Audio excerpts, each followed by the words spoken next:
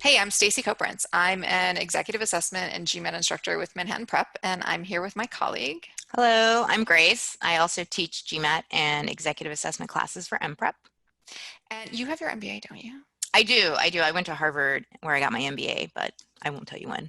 Nice. Well, Grace and I recently took the EA online, so we decided to get together to chat about it and see what it was like. Yep. Um, Content-wise, I thought for me it was totally the same. I didn't notice any differences at Oh, all. yeah, absolutely agreed. So same length, same sections, same order of the sections. I will say, and I think this is important, the real big difference was the environment. You think you Mm-hmm. can take it anywhere, you can take it at home, that might be a benefit, but I actually found it to be kind of the opposite because when you go into the test center, as you and I have both taken it before in a test center, it's a completely artificial environment. So you're very cued in on the fact that you're doing this one very specific thing, taking the EA, and you're, only doing things the EA way. Whereas I'm essentially sitting and I took the test where I usually work and use tools that I have for work, like my keyboard. And I'll give you an example.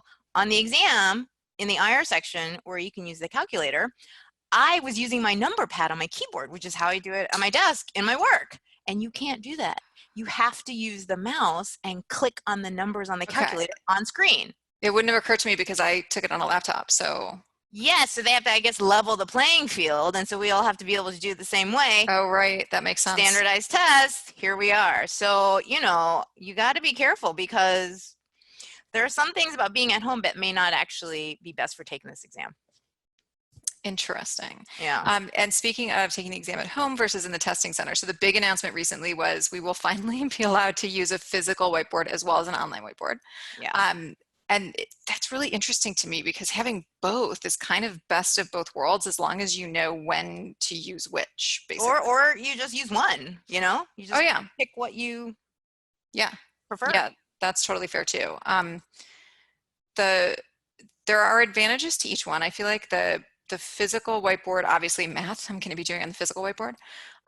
But I prefer typing to writing notes. So for like verbal and IR, I would definitely type. I would still use the online whiteboard for that. And really, I think anything that needs to stay persistent, like my time management strategy, I'm going to put that on the online whiteboard so that I can erase my physical whiteboard without worrying about it. I would say that's the first thing you need to do is decide what you're going to use and then make sure you practice with those tools between now Yeah, and your exam date. it's got to be such an ingrained habit that you just do it Yeah.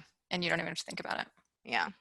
Yeah, for sure. Oh, and actually also, this is making me flash back to my GMAT Online. You have to make sure that you're doing practice tests under official test conditions. Yes. So I took the GMAT Online about a month before I took the EA Online, and I took a practice test a couple days before. I did the first section of the practice test sitting at my desk, like, in the whole proper setup, right? And then I was like, oh, okay, I know how this works now. And I got lazy and I basically went and sat on my couch for the rest of the practice test. Well, on the actual test day, You I can't do was that. You have to be like, in the room no, with the you have to be in tools, the room the whole right? time. And I was sitting Yeah. on a wooden chair and I'm about like basically roughly right around the time I finished the first section, I was like, boy, this is uncomfortable. I wish I had a pillow. But guess what? You can't get up and go get a pillow in the middle of the test. And I was like, if I had sat in my chair and like made myself take the practice test under full official conditions, I would have realized this and I would have had my environment completely set up properly so that Yeah. I'm not sitting here during the real test like, Wow, you're one step uncomfortable. ahead of me, Stacey. I didn't actually take an EA practice test before I took the EA online. I know, but in fairness, I was trying to mimic my potential EMBA students. I was taking care of my kids and working a full-time job Yes. and Yes. basically not studying as much as I should have for the EA. So, Yeah. yeah, I mean, and to be fair, the first section threw me a little bit because I hadn't actually gone through and mimicked taking Oh. a true IR section under timed conditions In so long, basically. How in long has it so been since you long. took so we also both took the EA In-person in one. testing centers, but for Yeah, me it was like 3 years ago. it was 2 years ago. I took in July 2018. So moment of truth, EA versus GMAT. You're telling me if your school really accepts both, treats them both equally in assessing your total application, oh, there's no contest. EA all the way. 100%. It's Team EA. shorter. It's like half the length. You don't have Yeah. to learn most of geometry. Yep. You don't have to type an essay. That's right. Yeah, no contest. And you can move around within a group Oh of yeah. questions. Oh my Yep. gosh, I think the biggest thing that the GMAT does in terms of stressing out students is the fact that you cannot move Yeah. around. Like You you're have to stuck. answer and you can't go back. Yeah, Yeah. in the worst way. You cannot go back to a previous question and you cannot move forward until you've answered the current question. And once you do that, you can't ever come back to it. Okay, so I'm getting two big takeaways here. One is if you have the choice between the EA and the GMAT, take the EA. And then the other one is whatever you decide to do, whichever exam, whether you're taking the test online or in person, you have to be prepared for that environment. Like you have to practice under those conditions. That's right. And look out for things that might throw you off on test day, you know? Yeah. People can learn how to do anything. You just need to know what's coming. So you've started that by listening to us babble about this test for 5 minutes.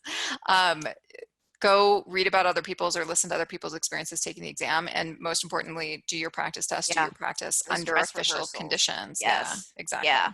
You can't go to the bathroom in those 90 minutes, you know. Yep. Know the amount of liquid you can consume beforehand and during. Yep, all of that. Basically have a plan, and then you just stick to your plan when you're taking the test. You can do it. Cool. Happy studying, everybody.